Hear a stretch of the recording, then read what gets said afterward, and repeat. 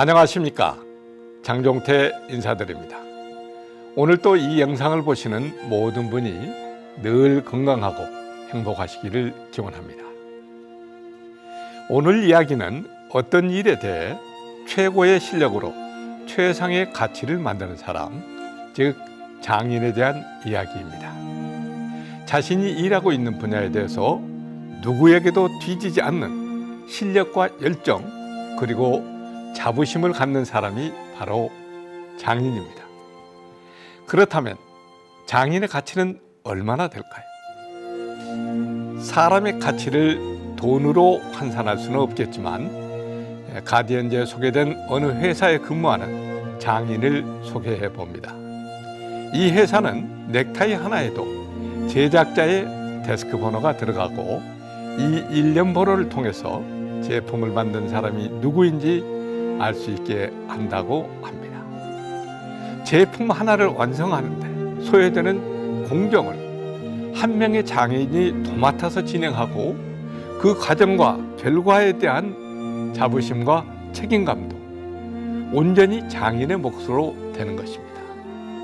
당시 프랑스에서 시가총액 위로 올라선 이 회사는 바로 세계적인 패션하우스 에르메스입니다.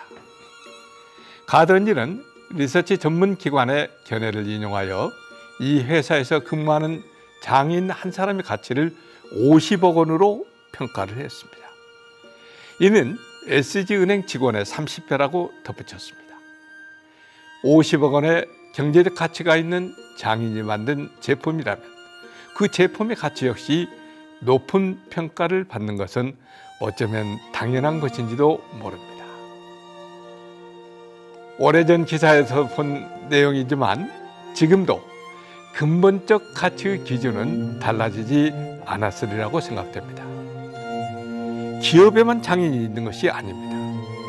최고의 실력을 갖춘 선생님이 제자들을 사랑하는 열정으로 가르친다면 이 또한 장인이요, 가정에서 주부가 가족을 위해 사랑하는 마음을 가득 담아 최고의 요리를 만들어 식탁에 올린다면 이 또한 장인이라 할 수 있을 것입니다. 그렇다면 정치인 중에도 장인이 있을까요? 자신의 안위보다 나라를 먼저 생각하고 자신의 이익보다 국민의 이익을 먼저 생각하는 정치, 진심으로 봉사와 섬김의 마음을 갖고 말보다는 실천이 앞서는 정치, 항상 자신의 부족한 부분을 채워가며 더 좋은 정책과 정치를 위해 공부하는 정치, 이런 정치인이라고 하면은 정치 장인이라고 불러도 되지 않을까 싶습니다. 정치 장인을 이야기하다 보니 더불어민주당 대선 후보인 이재명 후보에 대해 말씀을 드리지 않을 수가 없습니다. 이재명 후보는 1964년 경북 안동 깊은 산골에서 화전동의 5남 4녀 중 7개로 태어났지만 누나 둘이 먼저 세상을 떠나시는 바람에 5째가 됐다고 합니다.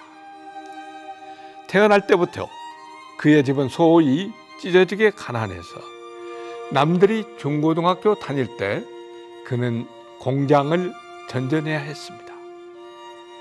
그의 자전적 이야기 중에는 군복 입은 관리자들이 강목으로 소칭, 빠따를 치는 얘기가 나오는데 그의 특유의 반항기 탓에 유독 더 많이 맞았다고 합니다.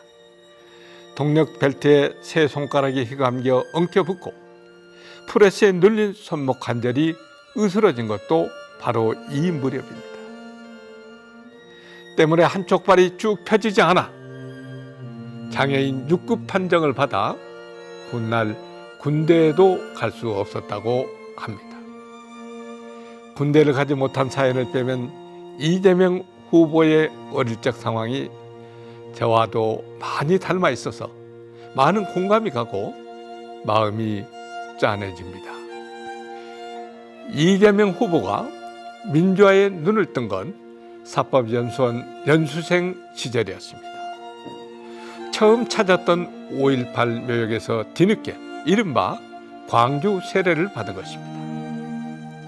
그 즈음 노동법 학회에서 노무현의 특강을 들었던 게 인권 변호사의 좁은 길을 선택한 계기가 되었고, 그 뒤에는 여러분이 잘 아시는 바와 같이 성남시장과 경기도지사를 거쳐 현재의 민주당 대선 후보가 되었습니다. 이재명 후보는 성남시장 시절 취임 3년 만에 성남시에 5,400억 원의 부채를 청산했고, 전 시장이 지은 초호화 성남시청을 시장실을 포함해서 도서관과 체력단련실, 로비 등을 성남 시민에게 개방하였습니다.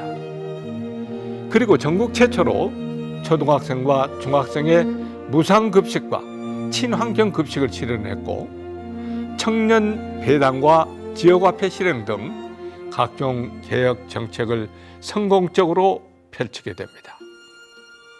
경기도지사 시절에는 경기도에 8년 미해결 사업인 24시간 닥터 헬기를 도입하여 배치했고, 16년 갈등의 아스콘 공장 해결, 50년 숙제, 경기도 불법 계곡 시설 등 대화와 타협으로 각종 장기 민원을 해결하는 해결사의 능력도 보여주었습니다.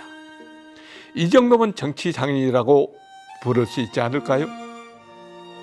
이제 며칠 후면 대선입니다. 장을 보러 간 주부는 배추 한 단을 사더라도 속까지 꼼꼼히 봅니다.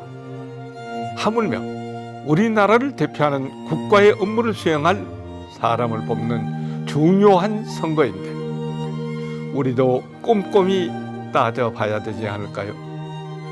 정치가는 보이지 않고 정치꾼만 판을 친다고, 또 그놈이 그놈이라고 선택권을 포기해서는 절대 안 됩니다.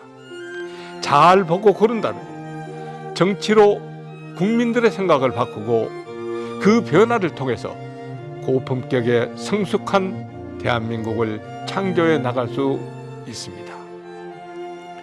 이번 제20대 대통령 선거에서는 대한민국의 가치를 최고로 만들 수 있는 정치 장인이 선출되기를 간곡히 바라봅니다. 감사합니다.